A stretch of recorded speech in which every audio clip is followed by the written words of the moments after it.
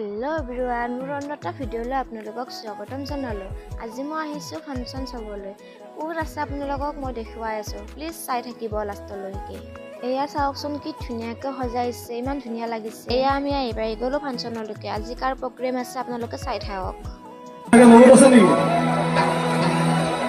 ঠিক আছে আমাৰ চাও